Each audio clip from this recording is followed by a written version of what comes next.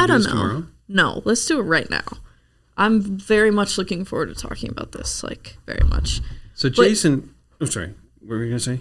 I was just going to say, the exams have all been, like, not memorization heavy, just, like, exposition heavy, like just writing so much, which is fine. Which is fine, but you have to think. Right. You have to think constantly, and that's hard. I guess I'm excited for not writing and for just talking about something, and especially something I read this for the first time a couple of days ago, and I've been thinking about it quite a bit, and it's been, I don't know, it's just been extremely like thought-provoking and stuff, so I'm excited to talk about it. I thought we would talk about a little bit like your process and stuff before, and then I'm just gonna read it. For a second I was like, oh, maybe we should do it as one of our snacks, like just the essay is one of the snacks, and we might still do that. Okay. I might read it at the end just so we can do that as well, but I'm gonna read it during the podcast as well so that all the people don't. Do you want me to read it, or do you want to read it? It's up to you. If you want to read it, you're more than welcome to. Because I read it over again this morning. It's the first time I've read it in months. And there are little parentheticals I could add. Okay. Then you should read it, yeah. Jaksyn was saying we should just do one where just read it. And then that'll be it. And then we can chat about it. Okay, I think let's do that as well. I think let's read it during this as well, because then I'm like, if we don't read it during this, then what, people have to go listen to the other one? I say let's do both. Yeah. Yeah. Yeah. Do whatever you feel like. Yeah. And then you can read it again at the end, or I can literally whatever you want to do. So. Okay.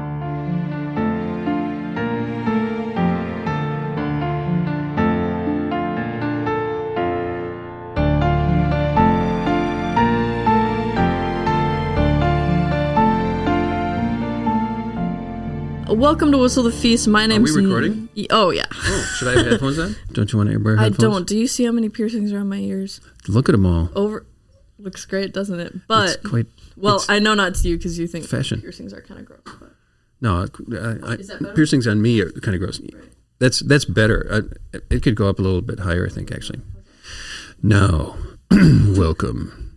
Oh, that's nice. That's good. It's good. Yeah, that's good. I'll do one ear in one. Sign me and up one to ear the off. media arts program, you guys. I just found a dial and started moving it and solved Andy's problem. If only all things were solved okay. with such ease. Yeah.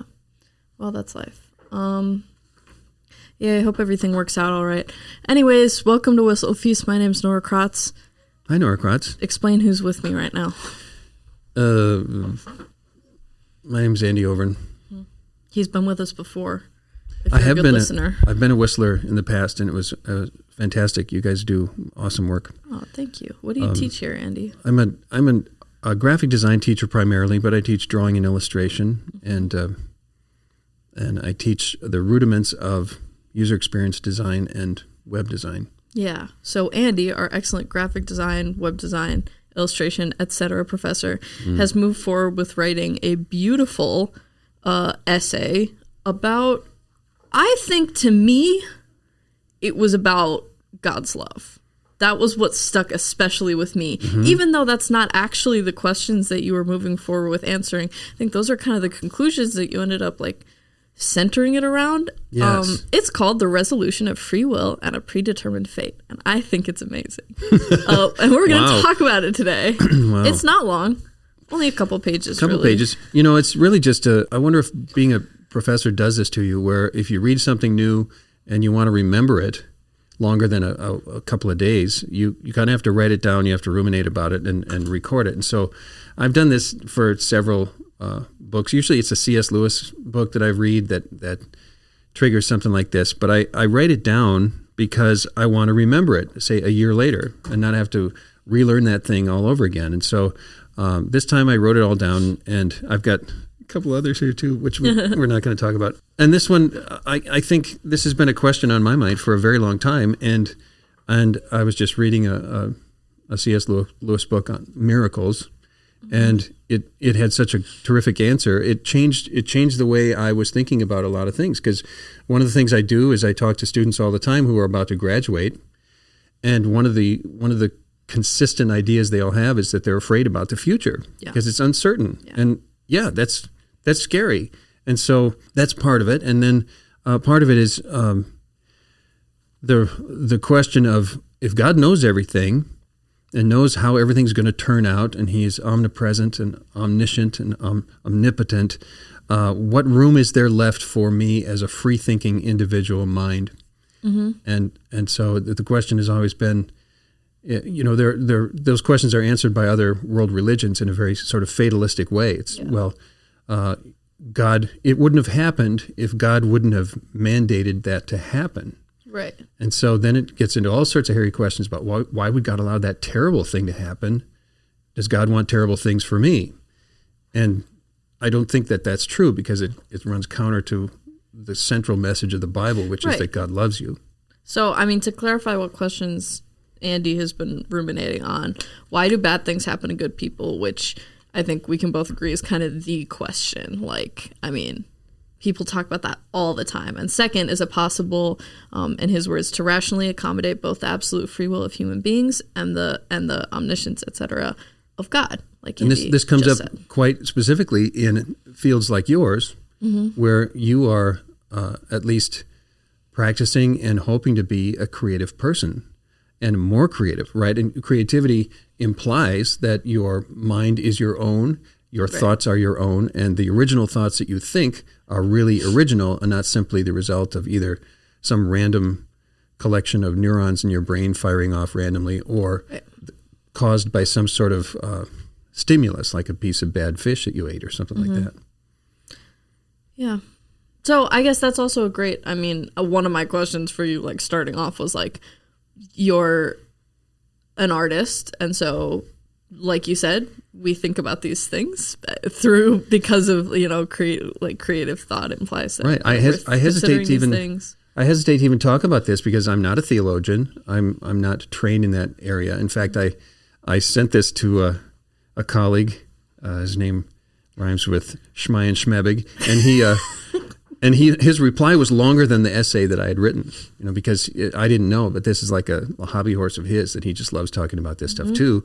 And he, of course, is a trained theologian and has a different frame of reference, I think, than I was bringing to this one. And because I'm absolutely a layman, and I want to know that the thoughts in my head are trustworthy and creative, sometimes at least, and are not simply the products of a random accident of chemicals. Right. And so the stakes are pretty high. And so it starts with the question of, why do bad things happen to good people?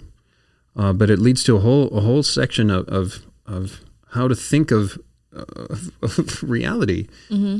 If students used to come to me and they'd say, well, how do I know what God wants me to do? All things work for the good for those who love God and are called according to his purpose. We know that this is a truism, but the question is, well, how do I know I'm doing the right thing? How do I know what God wants?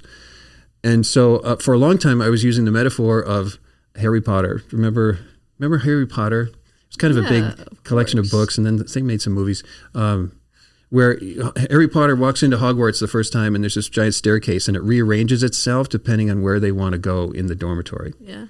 And I think that's kind of, for a long time, I was thinking that's how God kind of works. You make a decision, and just beyond the horizon, just outside of your ability to see, he's rearranging things according to the decisions you've made in order to accommodate maybe some new path that you've chosen to go on. I now realize that that's probably a bad analogy, because that places God in the stream of time and space. Right, and almost within your control. Like, your decisions are affecting what God does when... you're like the thought in this is excellent, because it accommodates a God who, does not see time linearly, but instead as this point. Like, everything is happening. Right. And so I was trying to shoehorn free will into the divine purpose. Right. And I was doing it wrong. And so C.S. Lewis, as he does so often, he points out where I was wrong. So Should I read it, or what do you want to do? Yeah, I think that is enough. I think that's fully enough. My questions before have all been answered, and I think we're at this point just talking about what's in the essay. And so let's let maybe the viewership in on what we're talking about. So the caveats I would always announce ahead of time is I'm not a theologian. Please don't send your nasty emails if you disagree with anything I say to Norah. She doesn't need that kind of headache. But I do think this is a source of some comfort. And again, the ideas aren't mine, but I've embellished them slightly, maybe modernized them from the 1940s when he wrote them originally. So I'll begin. After spending a lifetime as a Christian and in a Christian community, I've often returned to two questions for which the answers have been elusive for me, and I suppose other people too, though I'm sure others have come up with better, like C.S. Lewis, better ideas. Anyway, so number one, why do bad things happen to good people? And number two, how can you rationally and simultaneously accommodate both the absolute free will of human beings and the omniscience, omnipresence, omnipotence of God? In other words, how can you harmonize autonomous human decision-making with the fact that God knows what I'm going to do before I ever do it? Or how can I avoid the fatalistic conclusion that, quote, I can't really choose anything for real? The assertion that the entire breadth of human activity is a closed system of cause and effect only. This is the evolutionary point of view. And that, or fatalism, again, nothing I will really ever decide will make any difference in the long run, one way or another. Further, can any of this provide some kind of assurance or even comfort in our lives, even when good people experience terrible tragedy? At the end of his book Miracles, C.S. Lewis includes a short appendix where he offers a helpful analogy, and I summarize it here, and I hope I do it justice. It begins as this. Imagine an enormously complex tapestry in which an extraordinary number of individual threads are woven together. Imagine somewhere in the tapestry there is a single black thread twisting up, down, left, and right, and imagine that particular thread, like all the other black threads, has consciousness and experiences events, that is, turns and twists in a linear fashion from left to right. Parenthetically, Lewis asserts that the experience of what we call time is a matter of perception, much like linear perspective. Human beings, being finite, can't completely understand or totally even perceive reality from any other frame of reference than the time stream. Back to the essay. The tapestry maker, on the other hand, sees the entire tapestry all at once and has woven his own golden threads in and among the other threads, so that every stage of the black thread's life, it encounters these golden threads everywhere it goes. The path traveled by the black thread reflects choices freely made, and the golden threads are woven in such a way as to both respond to the desires of the black thread and to constrain the design of the entire tapestry in keeping what is best, not best only for the black thread, but for all the other threads in the tapestry. So this is the designer's mind coming out. God is control of the entire composition. So two things to keep in mind. The tapestry maker always wants what is best for each thread. I think that's a scripturally justifiable position to make. And again, the tapestry maker can see the entire tapestry all at once from beginning to end. And so in a certain sense, it is true to say that the tapestry was established completely at the beginning of time, and also that it is constantly being woven at every instance of now. Yeah, okay. So, parenthetically, Lewis offers a more subtle example when he describes the ongoing interplay between the black and golden thread as a complex real-time dance between two expert dancers who can simultaneously and effortlessly adapt their movements to each other, which I think is really interesting. Yeah, I did as well. Because time then is, it's eternal. God sees it all at the same time, but every instance he sees as the now. Mm-hmm. So, continuing. When we pray, we make requests about the future, other threads, and about the entire design, hoping that when we reach point B, C, D, E, or W, things will work out in a way that we find beneficial. But here's the important part. God perceives the entire tapestry again all at once, so the prayers that I made at age 5 to him are as known as the prayers I will make to him at age 65. All of these prayers, from his point of view, have already been answered and woven into the tapestry. My prayers and desires and yours have already and always been considered and answered, and they affect the passage of all of the other threads in the tapestry, and the result is an extraordinarily complex, balanced composition for the tapestry as a whole. Mm-hmm. So back to the first question, why do bad things happen to good people? There are probably a number of answers to this question, but there are two reasons that I find satisfying, the second more comforting than the first. Answer number one, why do bad things happen to good people? The fact is there are no good people. The Bible and our honest self-evaluation makes clear that we really aren't as good as we would like, and we even have a hard time trying to live up to our own expectations. This makes sense to me, but it's less than completely satisfying because it fails to account for the immeasurable love of God. Answer two, why do bad things happen to good people? We never really have a clear idea of what good and bad actually mean from the cosmic perspective. We can all point to difficulties and even tragedies that made more positive outcomes possible later on in our lives. For example, an orphanage might lead to a terrific new family. Insecurities felt as a youth might later lead to insight and even wisdom. We could list these things on and on. The tapestry perspective, or metaphor, provides insight to suffering and even death, since the Bible also makes clear that the end of God's tapestry is not really the end of anything. Section 2, God's immeasurable love. You are God's child, and above all, he wants a relationship with you. Using the child metaphor is his choice to make. His love for you requires and demands that you retain free will. One lesson we learn early on is that you cannot coerce someone to love you or even like you. If you can somehow force someone into a relationship with you, you can pretend that it's love, but true love can only be given, and it cannot be taken or coerced out of somebody else. Okay, so yet bad things still happen to people who love God, and God loves them. So answer two above, we don't really understand what good and bad really mean. But consider also that God values your free will to love him in return, even above your suffering.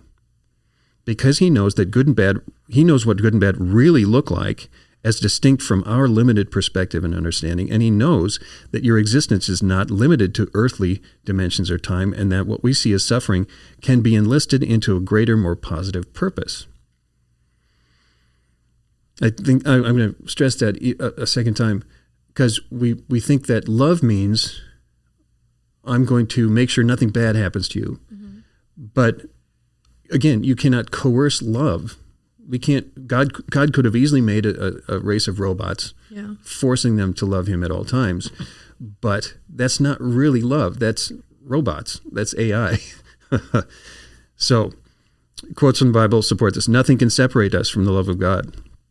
Cast your troubles on him, for he cares for you. And again, all things work for good for those who love God and are called according to his purpose. So, conclusions.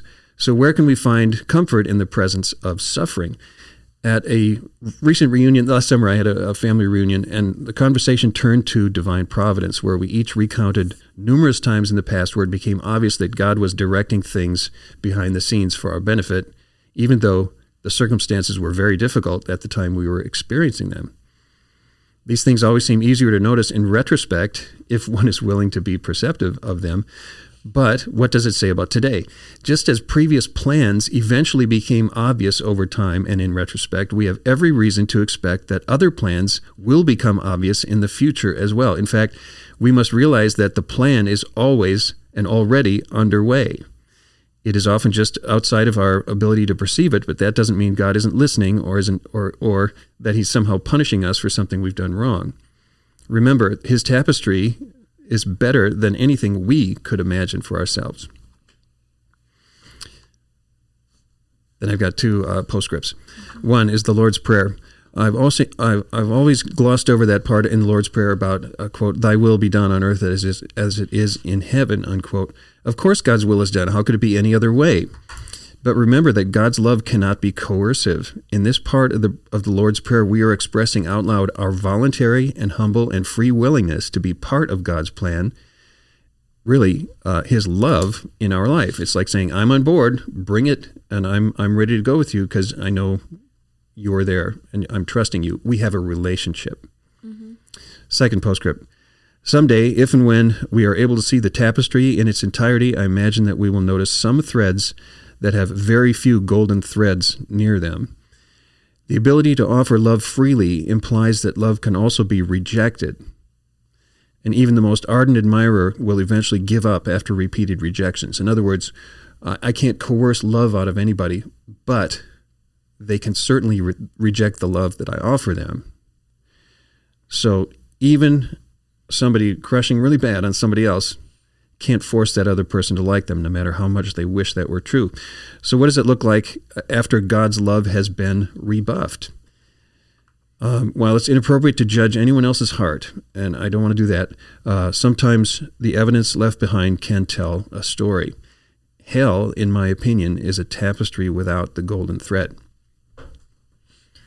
Right. So if you're like me, there are multiple lines that after hearing that, or for me reading that, you want to go back and explore more. And I am lucky because I get the opportunity to talk to you about them and ask you questions about them. But I think most of all, after reading this, what I found so satisfying and thought-provoking and helpful was that this explanation or thought of how time works and how God's plan works is that it's completely accommodating to a God that we don't understand at all. Or it's completely accommodating to like the very Lutheran idea that like God is ununderstandable to us, that we cannot possibly know it all at once, that like these ideas of the tapestry and the two dancers are impossible, as in like that could never happen, which is exactly correct, right? Like that's exactly correct. That you can't say more. You can't dance with God. Well, I'm sorry. I'm Yeah, I don't mean the actual concept. I mean the concept if placed like in a real life situation. Does that make sense? Lots of the time, I think we like to try to understand God in a real, in a human sense. Real's the wrong word. A human sense. Like we like to try to make it as if he were a human too. Yes. How would he act? Yes. How would God's plan work if he were a human? That's a better explanation than real. I think that's the default human Exactly.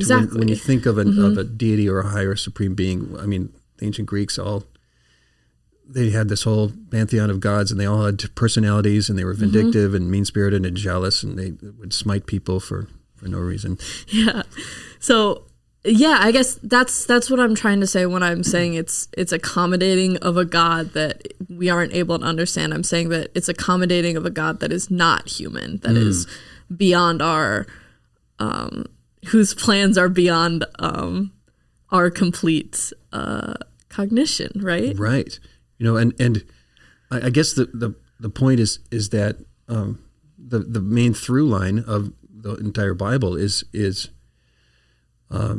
God loves you and wants a relationship with you, and the entire you could look at the entire history of the human race as a story of human beings, you know, messing it up, breaking creation at the fall, and then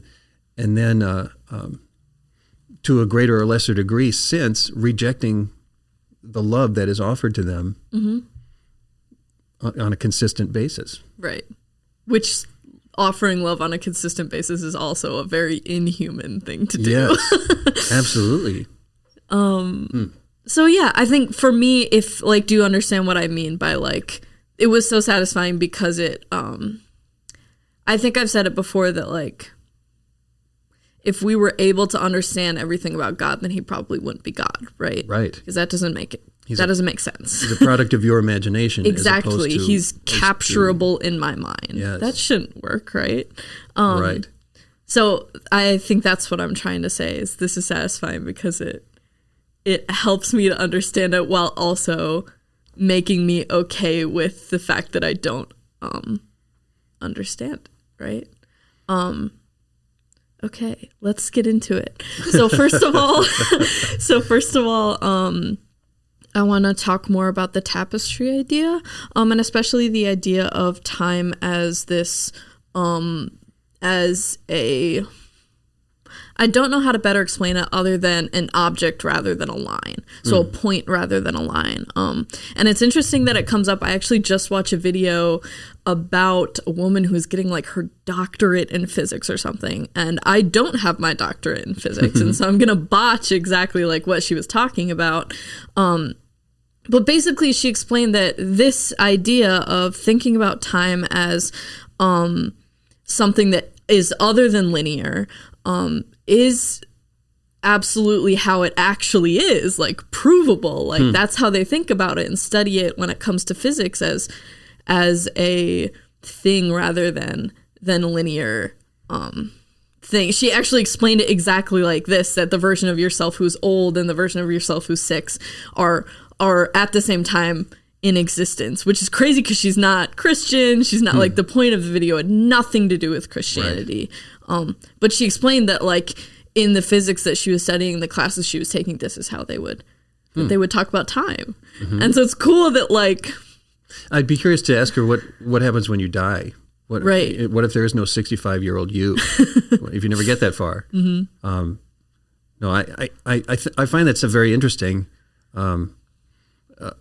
But they call it experimental physics or not hypothetical, but conceptual physics, or they have theoretical physics is for a reason, right? It's not like she can prove in a laboratory that this is so. Right.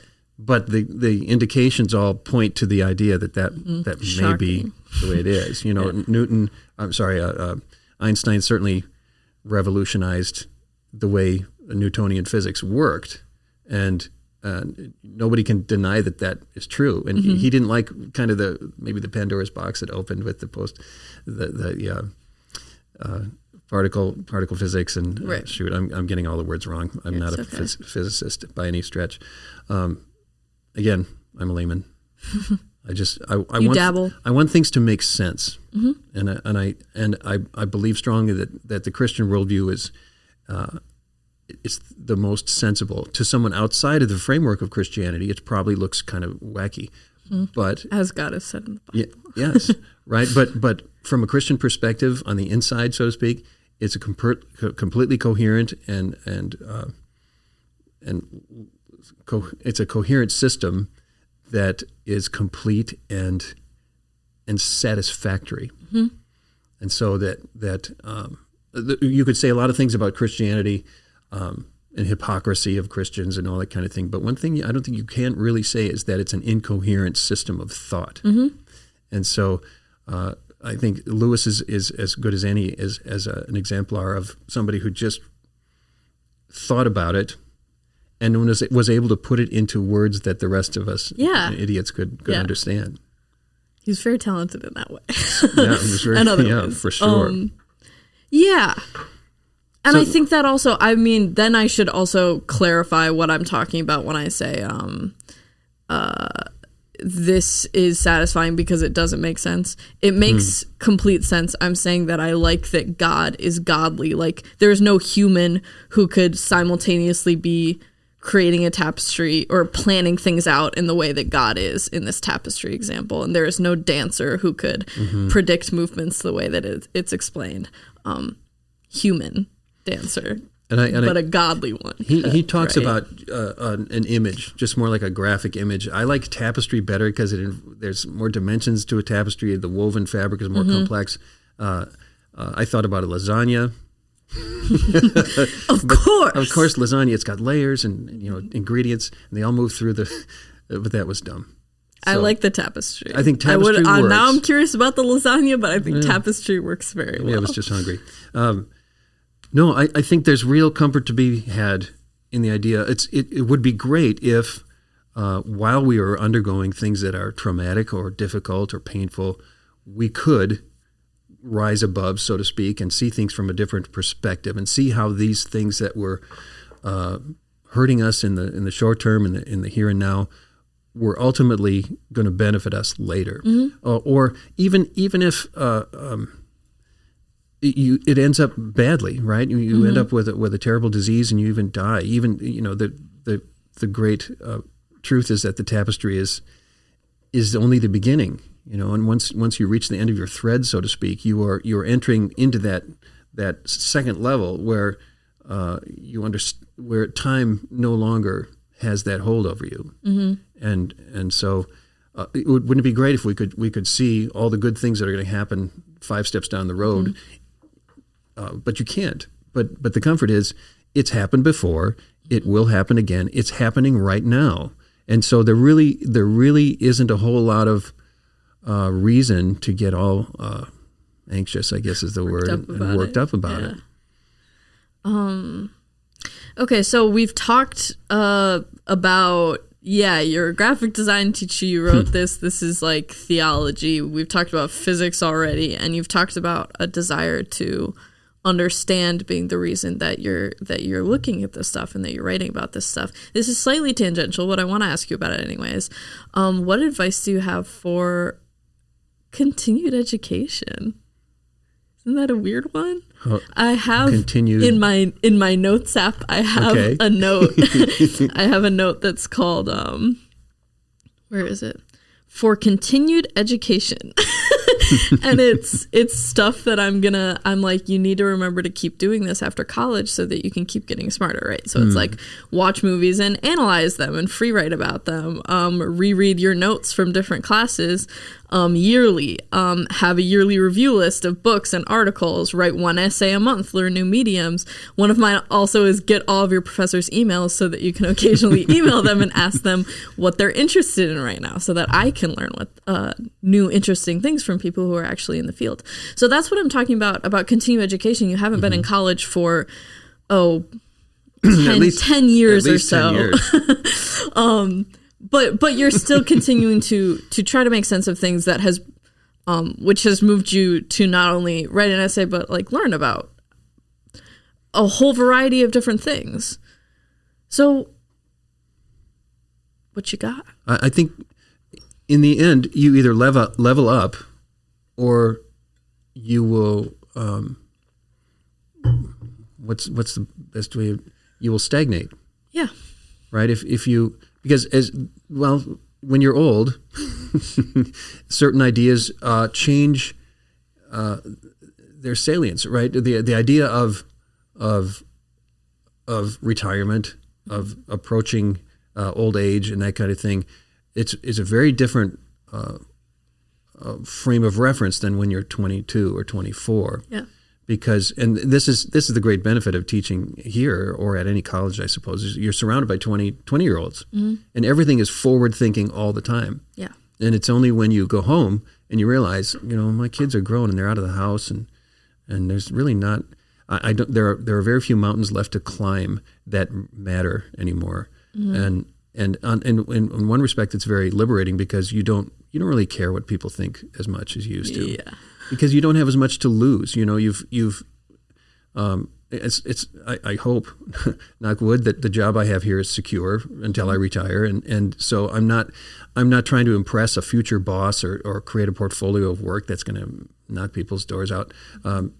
But you tend to be a little bit more introspective, I suppose, and because some realities begin to reveal themselves in ways that aren't always comfortable and that are unavoidable. So you either level up and try to figure it out, or you simply, I guess, escape into some sort of other place or other techniques. Right. That allow for the relief of the existential question. Right. And so the thing I would hope, the thing I want my children to know, and everyone I work with here, all my students to know, is that Christianity answers these questions and answers them in a way that's very compelling and trustworthy. So that I think the last thing we could start thinking about is, my approaching death. I better reject God right away because I'm not so sure I like the way he feels about my behavior. Right? That's not leveling up. That's escapism. Right. So as you get older or move through life, the questions that have answers are getting answered. So about the future, about my job, about am I going to have a family, am I going to get married? Like these are being answered. And now you're only left with the questions that you don't really have an answer to. And so you're saying you can either, like you're saying, level up and like try to figure it out and try to answer those questions, or you can or you can not, or you just can leave not it lie, do it. and that's boy, it sounds a little arrogant. I don't think so.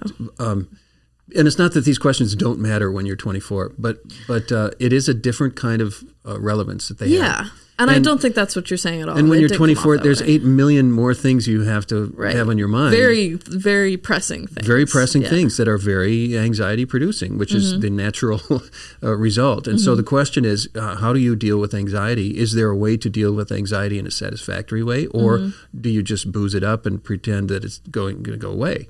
Right? And so I think I would like everyone, again, to understand that Christianity has answers for these things. Right. But they're not. You're not going to find them maybe in church on Sunday because they have a different set of incentives and purposes on a Sunday service.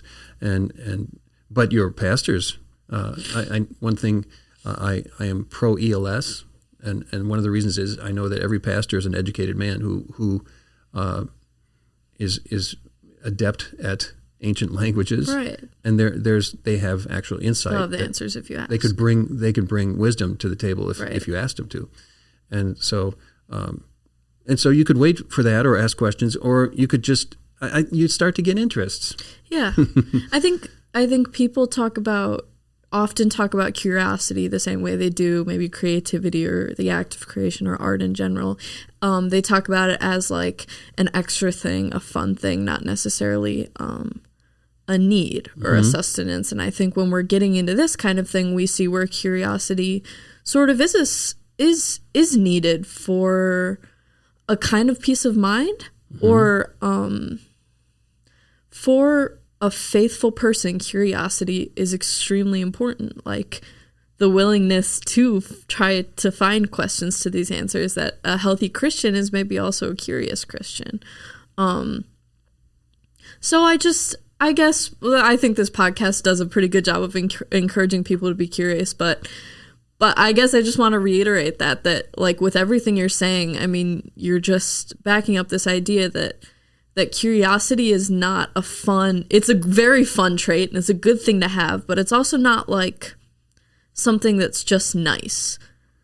It's important, like it's essential. I think the thing that we talk about the liberal arts quite a bit and about fostering an idea of lifelong learning and intellectual curiosity. But I think the thing that is often missing in those discussions is, what's my incentive to do that? Why would I?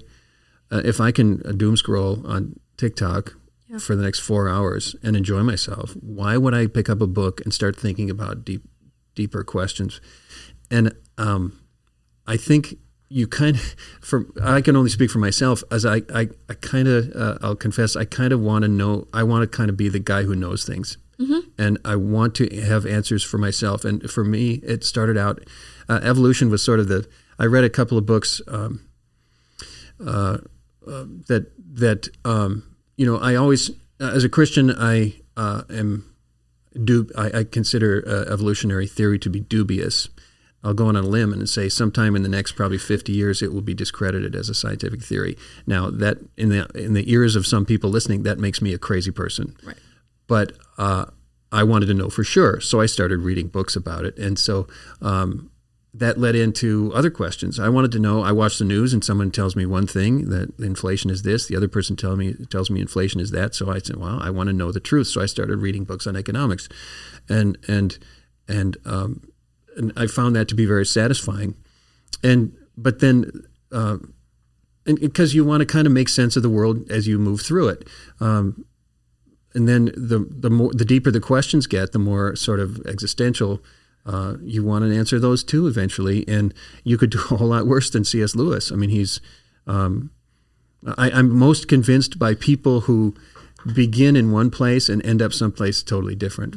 Lewis was a Christian as a child, nominally, and then became an atheist, a well-known atheist, but he became a Christian again later. Here's my plug. If anybody wants to learn about economics, read Thomas Sowell. Again, began life as a communist, ends up as a very outspoken free market kind of guy. But it writes on all sorts of different subjects, and it's all research-based. And so, and in politics too, I read political memoirs of people who began as a certain kind of person and ended up as someplace totally different on account of they learned new things that clarified for them the way things really were. Yes. So I find that very compelling. I think that curiosity and like a genuine curiosity and willingness to understand and learn is what can lead people kind of on that crazy path. Because if you're set in your ways and you're it's confirmation bias all the way, that you're not going to be led to anywhere else. But when it's a genuine curiosity for what is true and what's not true and what makes sense and what doesn't make sense. This is one of the great benefits historically of a liberal arts education is the ability to hold two contradictory thoughts in your head at the same time and evaluate both based on the facts and evidence rather than your preconceived notion of what is and what isn't. Right. And then someone listening might say, well, dude, you're a Christian and you just you're predisposed to thinking evolution, for example, is false and this is true. But it's only a problem if you stop there. If the question is, I know the way things are and I know that's enough, I'm just going to stop. You're done. But if that causes you to research and to go in and read two sides of an argument and understand both and the evidence presented for both, then you're in a position to make an informed decision as opposed to a seat of your pants, I'm going to flame somebody on Facebook kind of decision. Right. And I think I would, I mean, like this kind of curiosity and willingness to learn, I would say is extremely admirable and people should be modeling themselves after it. I think you can only be who you are. Yeah. Also, don't discredit yourself and think, I'm just not smart enough to do what Andy is doing. I think that is absolutely ridiculous, especially because so much of what Andy is talking about is, you have to, and this has weirdly been very salient for me lately. You have to be able to have the trusting confidence in yourself that you are smart enough to learn this stuff and that your mind is big enough to hold two opposing ideas at the same time, and that you can research for the point of understanding instead of confirming. And so the type of person that Andy is absolutely reachable. What type of person am I exactly? A curious one and an intellectual one. And like I said, this is good therapeutic intervention. One that I would like to be when I grow up, and sweet. I think one that a lot of people would like to be when they grow up. So this kind of intellect and curiosity is one that can be taught and learned, especially if you're motivated and if you trust yourself to be clever enough. And I think that's one of the greatest gifts that college has given me is confidence in myself that I'm smart enough to do things and that I have the ability to think. The best teachers, you can tell when they think their students can handle a concept. And I think that's maybe a teaching quality that we don't talk about as much, but that I think is extremely valuable when a teacher believes in their students' ability to be intelligent. Those students are more likely to succeed, in my opinion. So, I think people, and I don't, those are very nice things to say. And I'm just going to suggest that it doesn't all happen at once. Yeah. Because I'll be the first to admit that I hope that everything I maybe said or did prior to age maybe 26 is expunged from the record on a permanent basis. Because for a very long time I was very opinionated, but ignorant. Yeah. And I can say now that and this sounds dumb, there's a humility that comes with recognizing you don't know really very much at all. Yeah. And so it tempers your opinionated nature just a little bit. what is it? Yeah, you've got it. You talk about it all the time, Andy. You have to know what it is. I know, and Does it start with a J? Remember things. Does it start with a D? I think it starts with a D. Dunning something Kruger effect. Is that what it is? Yeah, that's what it is. You begin on the top of Mount Stupid, and then you descend into the valley of despair of ignorance. It's a big drop, and then slowly you crawl your way out of it again into something that approaches mastery eventually. And it's something everyone kind of has to go through. I was always envious of those people that just seem to jump right to the mastery part. It was just in them. Yeah. It's just part of who they are. And maybe we know people like that. But for the rest of us schmucks, we have to kind of work at it. Right, work at it. I'm 21, so I think everything's going to happen tomorrow and the day after. I don't have a very, like we've been speaking about, the younger you are, the more immediate everything seems. Oh, boy. Okay. Okay. Do you have something else to? Well, I hope this is helpful. I always get self-conscious talking about myself and talking about things that I've written. And the reason I write stuff like this down is because, you get old too, and you don't remember things like you used to do. And so my kids are amazing. They read something once or they see it once and it's in there. It's just locked. And I'll forget it 2 minutes later if I don't write it down and ruminate about it and read it again and read it again. It's a blessing and a curse. And yes. And so, yes, I encourage everyone to read it again and again. Yeah. Okay, let's get back into it. I'm going to keep talking about you, so you're just going to have to This is super fun. You're just going to have to deal with it, I guess. If anyone's still listening, thank you. Okay, so moving forward. Okay, so I want to talk more about the dance example. So per refresh, Lewis offers a more subtle example when he describes the ongoing interplay between the black and golden thread as a complex real-time dance between two expert dancers who can simultaneously and effortlessly adapt their movements to one another. I thought this was, again, another really nice picture because it describes actions as a moment, as a constant interplay. Like it is perfectly in the process, finished, and also starting, if that makes sense. Like that one part of the essay that talks about that you're in God's eyes, you're 5 and 85 simultaneously. Yeah. But I think that's so interesting too. The dance one I find a little bit, I find it very compelling in that I imagine two people doing something like the tango where and they're so good at it, and musical ensembles are like this too a little bit, where one person tries something and the rest all know immediately what they're trying and they move along with that person. And I think that's very compelling, but it does place it in the time stream, which makes the prayers that I have yet to think of have already been answered. Right. From God's perspective. And he accommodates all this gigantic complexity into one masterful composition that he eventually produces the most beautiful of outcomes. Yeah, right. At the end. And it's that kind of thing that kind of breaks your noodle a little bit. But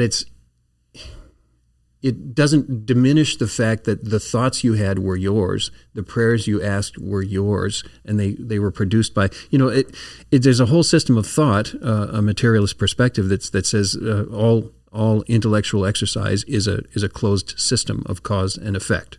And this is what Lewis is specifically trying to debunk.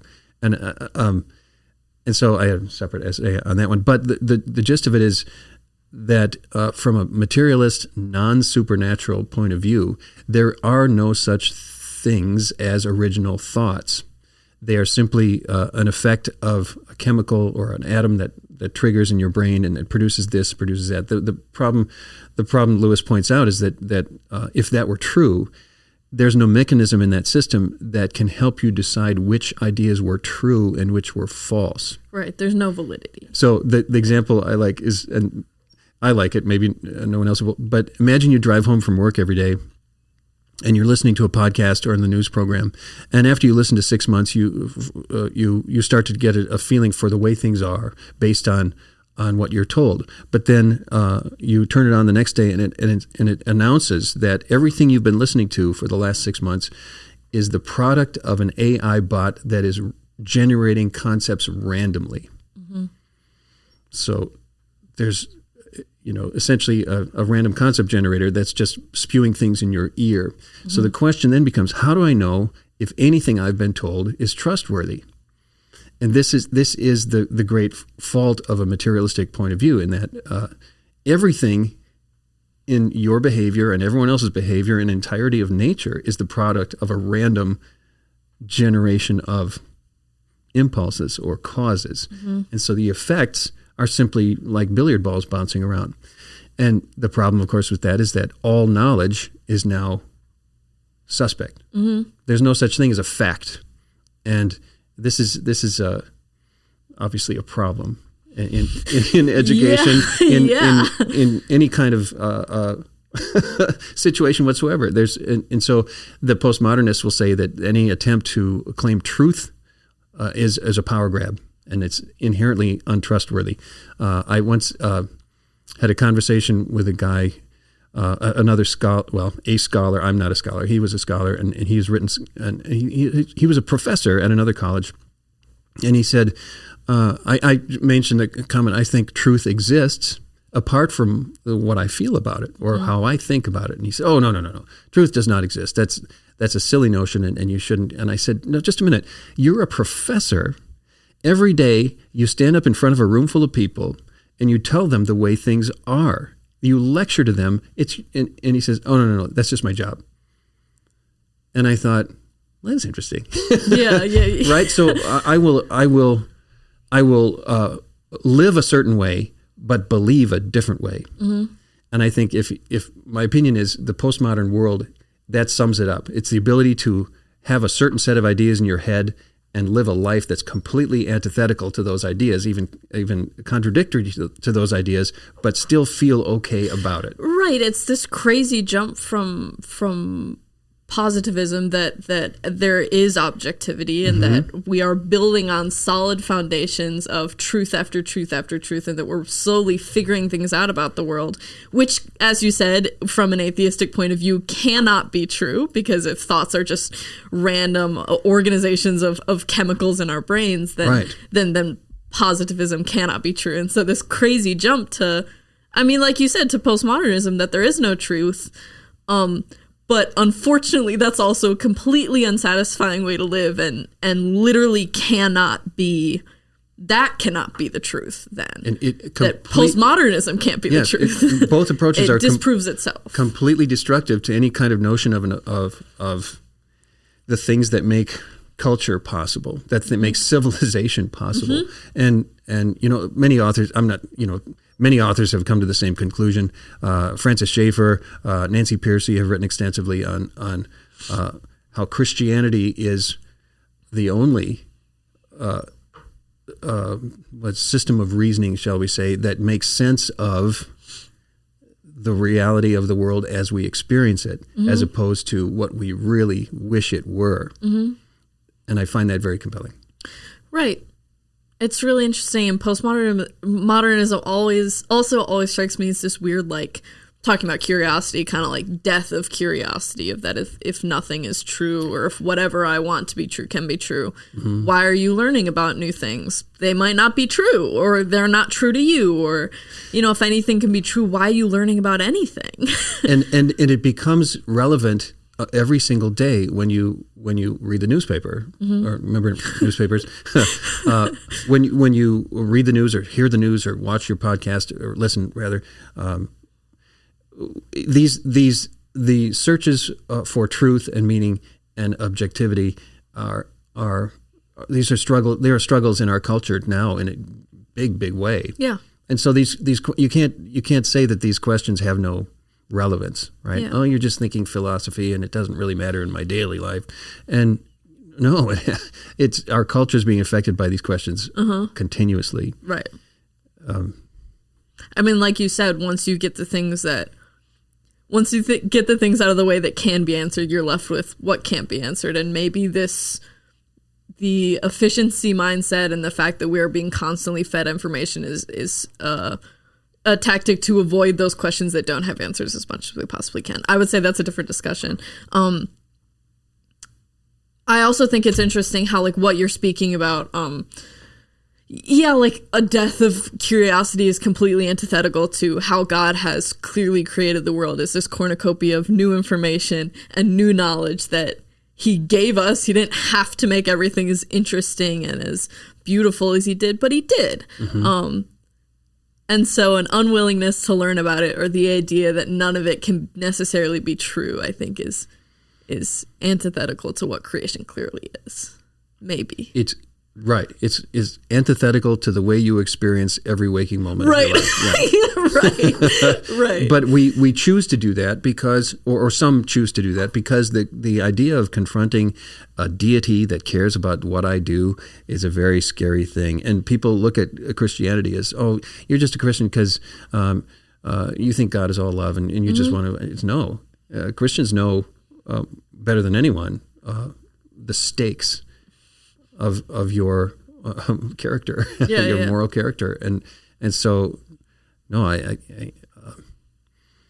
the great thing I think that gets lost when even people study Christianity their whole lives is they get hung up on the idea that the Christianity defines the illness and continues to harp on the illness, but the real message of Christianity is the cure.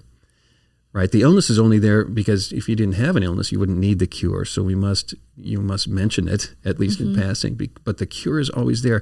Doyle Holberg had an awesome chapel a couple of weeks ago, where he talked about belief as simply. Well, I'll embellish it a little bit. You're sitting in a room and there's trouble and there's conflict and anxiety and there's this guy over in the corner. His name is Jesus. He says, I took care of that. And you ignore him. No, I'm going to do this myself. And then more trouble, more. And he continues to say, I can handle that for you. I fixed that issue.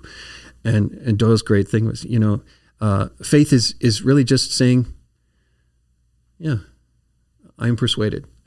Right? It's not a decision you make. The Holy Spirit sort of bends you to sort of be open and understand. But it's simply the acknowledgement that he did that thing he did. And suddenly you have a relationship with your maker that is peaceful instead of antagonistic. That's the cure that the Bible offers, and most people don't get that far because they're hung up on the disease.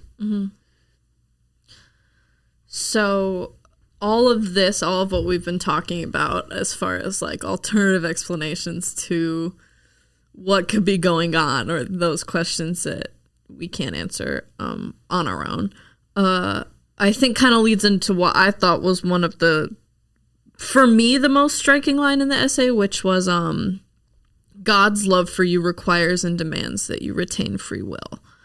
I had never thought about it that way. Me either. Frankly, of free will as a sign of love.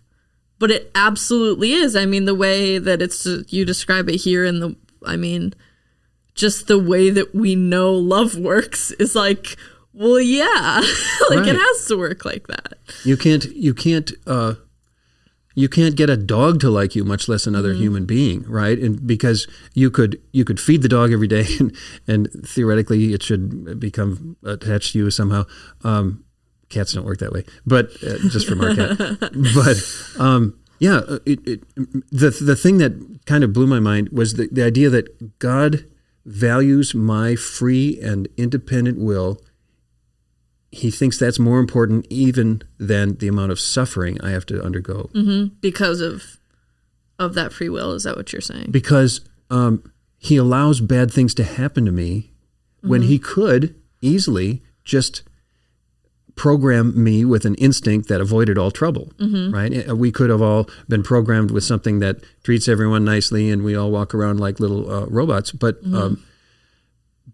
he cannot. But that won't be love. It's antithetical to who he is because, to have that relationship, a loving relationship, requires voluntary decision making on the part of the two parties, and so wouldn't it be great if we just didn't have any trouble and there was peace all over the world? And I'm sure it would, but the cost is too high. The cost is not a relationship with God at all. It's a slave kind of or robot, I guess is a better way of putting it. And so one of the thoughts I had after I wrote this, it's like, why do bad things happen to good people? Some bad things are really bad. I mean, the Holocaust comes to mind as like the baddest of the bad, even though there were other terrible things in even recent history. Why on earth does God allow stuff like that? Wouldn't He intervene? How much does He value our free will that He couldn't stop that? And I think we tend, and maybe I'm way off here. Someone can write in and complain to Norah, but I think we think of things like the Great Leap Forward in China or the Holocaust in Germany and Europe as sort of forces of nature. They just happened. But nothing just happens that is a human behavior. Humans decided to do and undertake a certain course of action, and it resulted in the deaths of millions of people. Right? This is they are responsible, and it might be one person, it might be 1,000, it might be 1,000,000 people, and they all made the choice freely. And there was probably some coercion on the part of some by their government, which is really terrible. But these aren't forces of nature. Nothing happens just like a tornado came through mindlessly. No, this is a result of human action, and there are philosophical antecedents to Nazism that happened, long before Nazism showed up. Right. So these things are the result of human ideas and human activity. And so once we say that, it still applies, that the free will is it's like a loaded gun. You can do terrible things to other people, but God has made it clear that cost is acceptable, because again, the tapestry is temporary. If we think of the tapestry as sort of, instead of a tapestry, it's an egg that's under an incubator, and the egg will eventually hatch, and it will become something more, something we don't quite understand yet. And so it's good and evil change their shape when you change the perspective of your right. sort of time awareness. In the Screw Tape Letters, I think, which I've only seen Nick Place's capstone of, but C.S. Lewis also talks about there that the main character dies, and one of the demons in it is like, it's a bad thing because now we can't possibly get him to be an unbeliever. That like in that instance, death is like this wonderful like gift that like there's no going back. Then like there's no change. I mean, like you said, that the tapestry is not the end of anything. Okay, so this is the part that I wanted you to kind of explain more of what you're talking about. The line, like, but remember that God's love cannot be coercive. So, of course, God's will is done. How could it be any other way? But remember that God's love cannot be coercive. This scared me a little bit because it almost made it sound like that I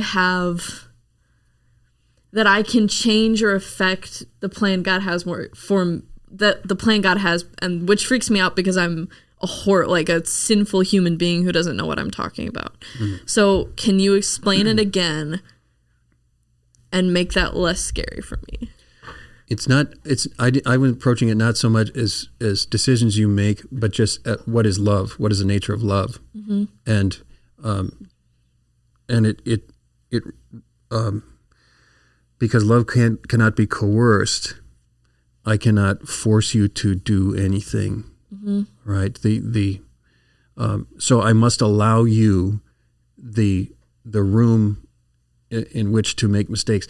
Parenting is very insightful. When you have kids, you start to see things on a slightly different perspective. Right. To love my children doesn't mean to put them in a little corral to make sure they don't get harmed. Right. That's not love. That's something ultimately destructive for them.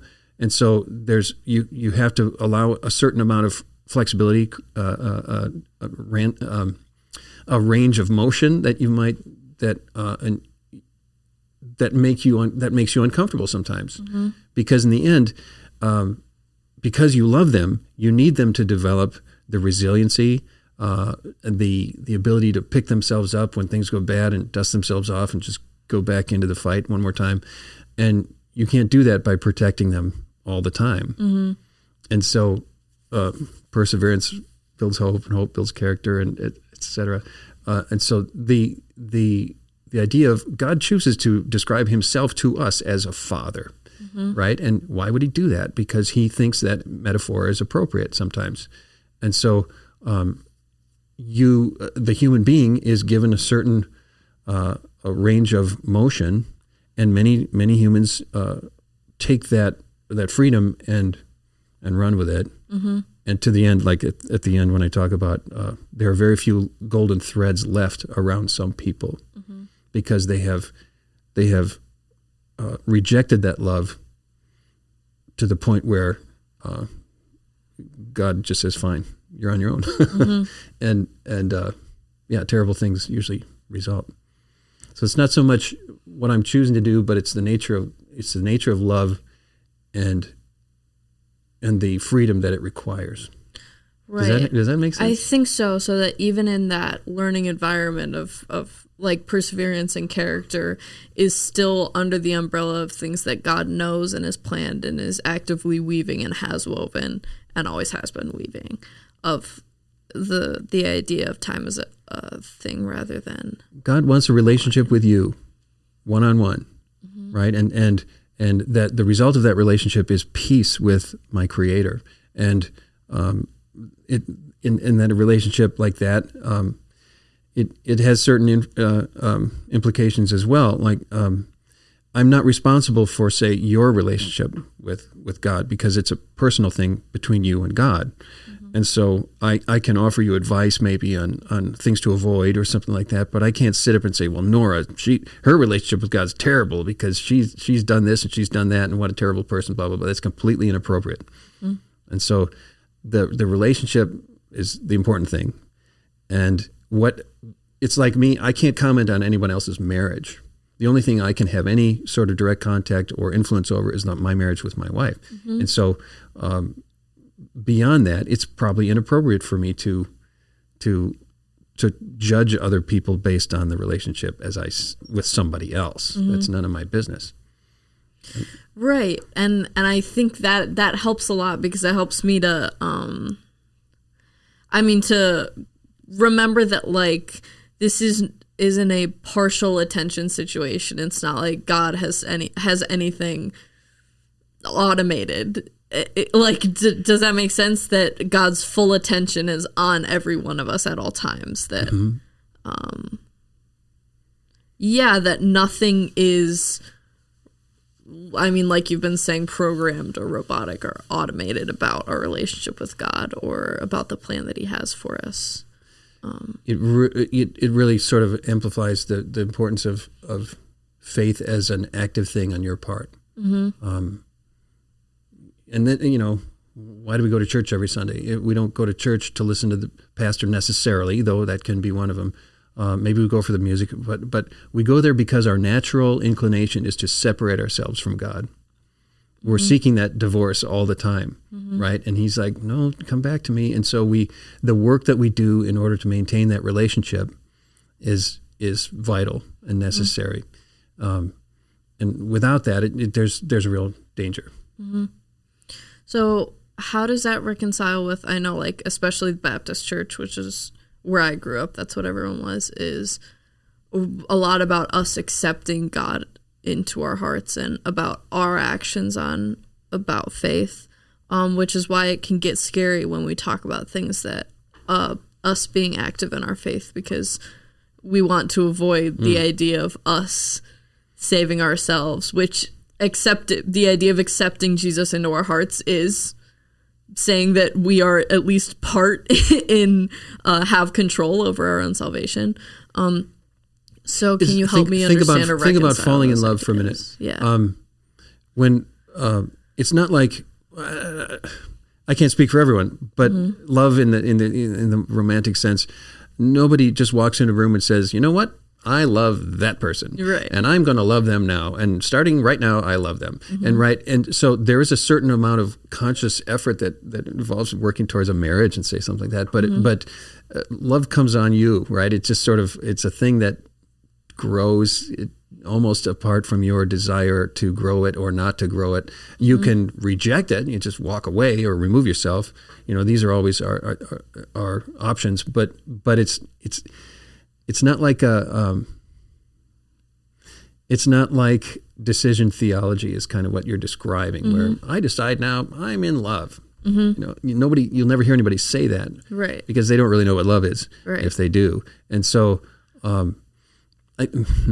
we're getting further than I thought from our central thesis, that's okay. But that's interesting. We'll wrap back around. I was just thinking about it. That's why I kind of like Doyle's thing too. There's God's always, Jesus is there always. He said, I took care of that. I took care of that.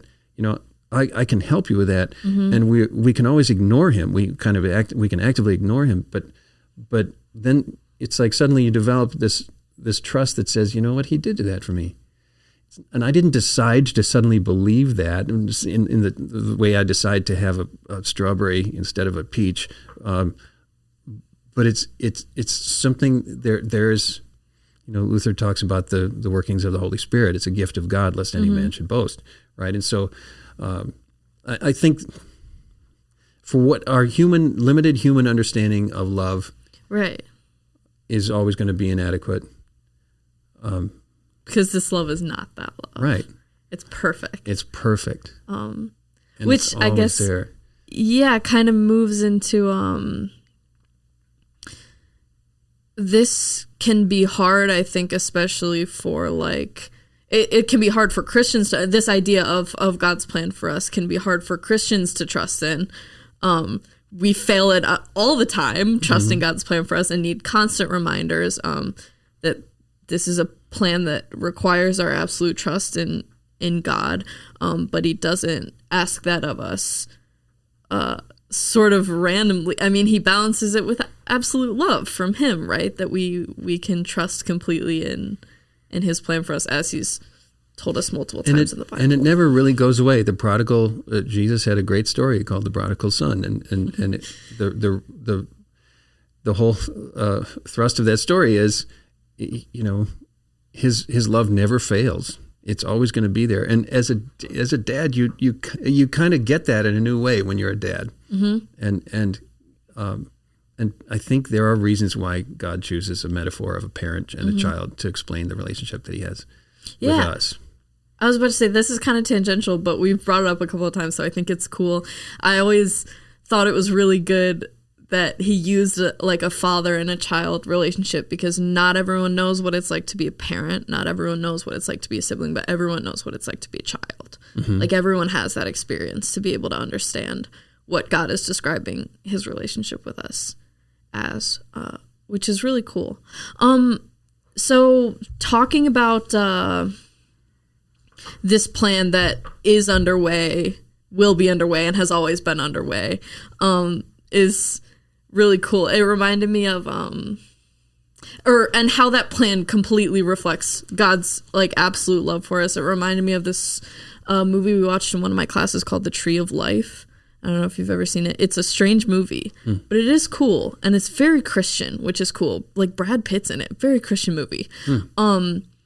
And it's strange, so just be ready for that. But there's this sequence, I think, this beautiful sequence of shots, which is the director's imaginings of what the beginning of time looks like. And throughout the movie, you hear these voiceovers of the characters' prayers, which are very visceral because and intimate, because the family is dealing with, it's supposed to kind of mimic Job and what he went through. So this family is dealing with horrible things, and you kind of hear these prayers as you also see God's creation of the earth, which is really a creation of everything as we know, which is a cool juxtaposition, and I think very parallel to what Job went through. But there's this moment where yeah, we're seeing these beautiful shots of the creation of the universe, and one of the characters asks, when did you first touch my heart? And you're seeing the creation. This story takes place in like the 1960s or something. And you're hearing her ask that as you see God create light and darkness. And it's this beautiful implication that as he was doing that, like, that he knew you already, right? I don't know. So I guess that was like a wonderful, like, reminder that I got as I was reading this about God's love, that it would be convenient, the love that's wouldn't it, been around for a long time. if we could just fast forward and or see behind the scenes to see how things are really sort of maneuvering into place for our benefit, but we can't. And so trust is the hardest thing in the world, but it's also the source of comfort that we really need. Also the most peaceful. I don't know how many undergrads I've talked to over the years, and there have been plenty of years that I try to tell them that there really is only there's only one course of action for you that you can take to physically affect your future, and that is to work really, really hard at whatever's in front of you right now. And so that everything that shows up, you knock it out of the park, because it's like an insurance policy. You're building up in yourself the fortitude to work hard and do things very well. And you're also building a reputation of someone who can get things done, that people can trust to do the right thing. Now, we can sit and worry about, am I going to get a job or am I not going to get a job? And it will not help you one way or the other.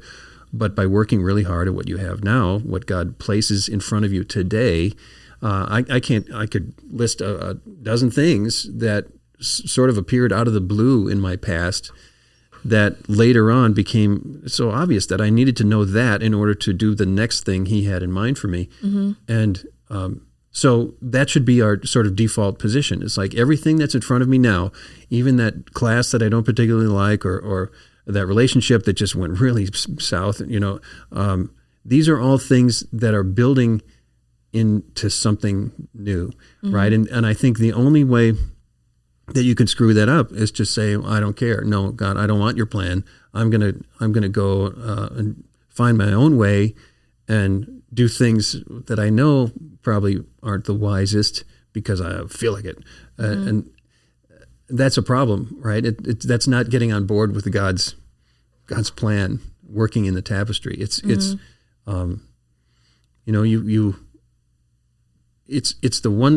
one thing you can do.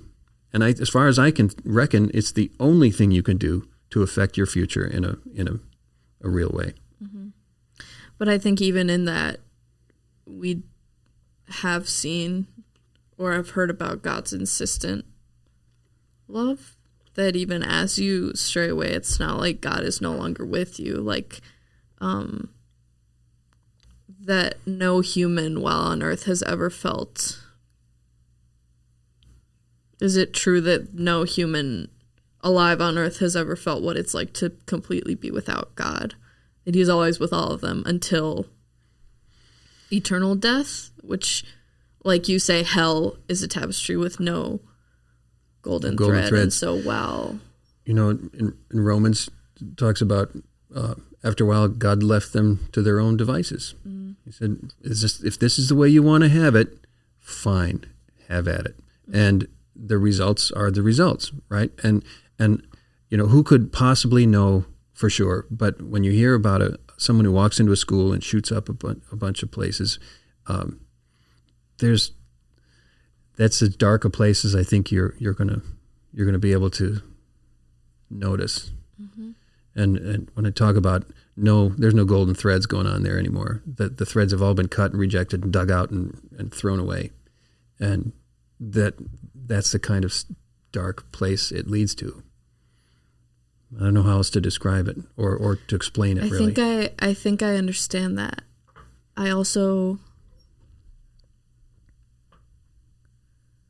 think that maybe even in those, I do you really think that there's a time on earth where there's no golden thread? No. I don't think so, because we still have air to breathe, and sunlight and things that really are the manifestation of God's glory.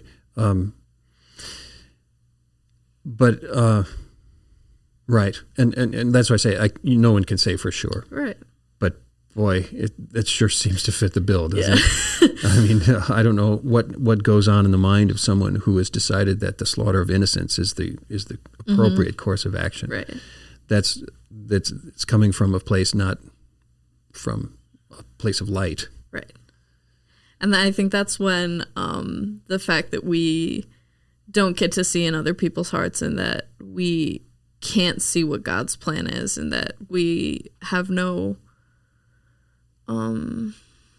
that we aren't in charge of what threads surround us, and even what our thread does completely, is a fantastic gift as well, that God's love even stretches. He still made the tapestry. It's still his. Right. To cover that. So I hope everyone can understand kind of why I thought that God's love was kind of a thesis for this paper. So I guess one of my last questions was just, will you, Andy, describe what you think of when I ask you to describe God's love? You're asking me to describe God's love. Mm-hmm. It's a, wow. Yeah, I know, it's a big one. I was curious about what you would say. I can express an opinion at most. That'll do it.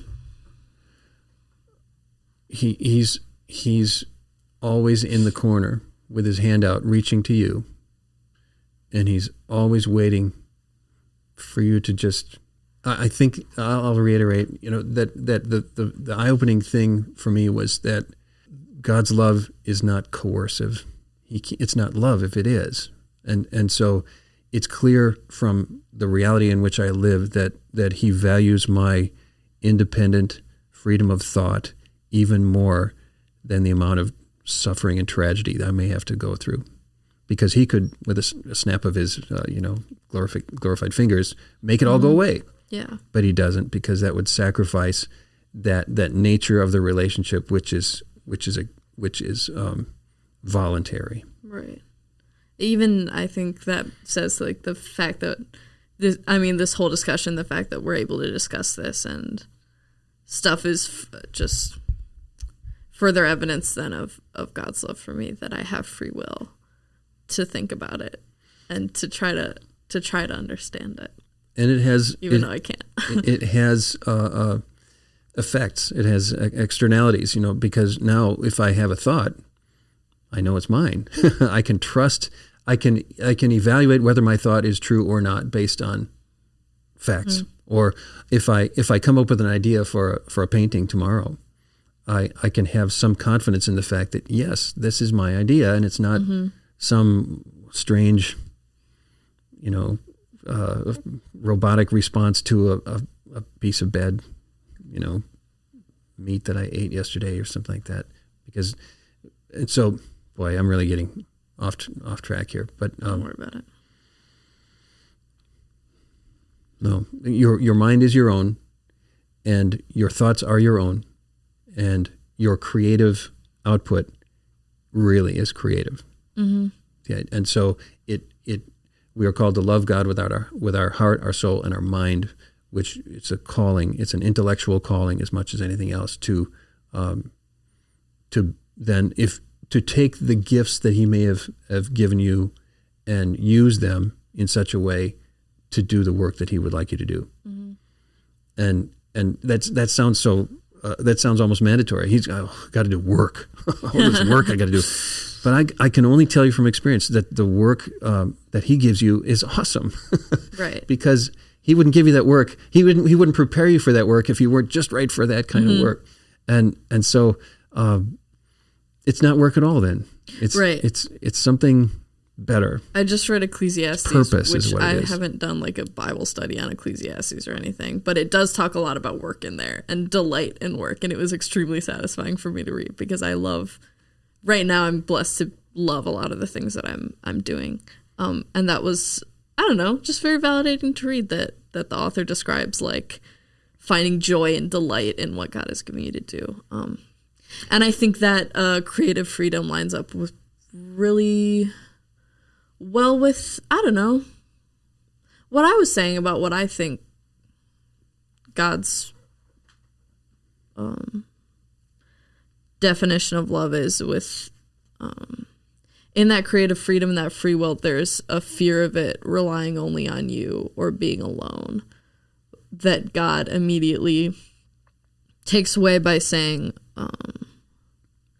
I guess that example is the best one that I have, that like we will ask God, like, when did you first touch my heart? And he says that there was never a time that he didn't know us, right? Mm-hmm. So one of the questions I used to think about years ago is, okay, we know what happens after we die. What happens, where are you before you're born? Mm-hmm. And that's a question that is only relevant to someone stuck in the time stream, because in the tapestry, you're there, mm-hmm. right? Maybe you're not in that part of the tapestry, or you're not in that part, but you're in there, right? Mm-hmm. And from that cosmic perspective, you've always been there. There was no place before. You simply are, and mm-hmm. and that's a crazy thought. Yeah. Okay. Well, we have talked about what we think God's love looks like. He also describes it for us. He tells us what his love looks like. So you don't have to. You don't have to. You don't even have to figure it out. He already told you, of course. In Romans 8, verses 37 through 39, he says, "No, in all these things we are more than conquerors through him who loved us. For I am convinced that neither death nor life, neither angels nor demons, neither the present nor the future, nor any powers, neither height nor depth, nor anything else in all creation will be able to separate us from the love of God that is in Christ Jesus our Lord." And then also, talk about metaphors. How many more metaphors can you reach for? Neither height nor width or east nor west or anything, right? He's throwing everything at you. There's no way. There's nothing. It's pretty awesome. Yes. And then the other one that I like, because it feels very present, is from Zephaniah 3, verses 16 through 17. "On that day they will say to Jerusalem, 'Do not fear, Zion, do not let your hands hang limp. The Lord your God is with you, the mighty warrior who saves. He will take great delight in you. In his love he will no longer rebuke you, but will rejoice over you with singing.'" Thanks for being on the podcast, Andy. Norah, this was so fun, and I hope anyone's still listening. We love you guys. But thank you for inviting me to talk about this stuff that I write about sometimes. Well, it was a joy to read. And thanks for reading with us. Have a good night, guys. You can edit out all the parts that rambled. We won't edit anything out. That's how we run around, too. Oh, boy. Have a good night, guys. That concludes this episode of Whistle the Feast. We hope you enjoyed being a part of the conversation as much as we did. Whistle the Feast would not be possible without all the creative people and spaces at Bethany Lutheran College. And you can head on over to blc.edu to learn more about the college or schedule a visit. If you have thoughts, questions, or feedback, we'd love to hear from you. You can actually send any feedback about the show to feastreaders@gmail.com. A huge shout out to the wonderful people in our Bethany community for sharing their thoughts with us, and our producer, Jaksyn for managing the edits. And with that, I'm Norah Kratz alongside Jaspersen, and we want to thank everyone who tuned into this episode of Whistle the Feast. Until next time. Get curious, be of good service, and discover what God has given you.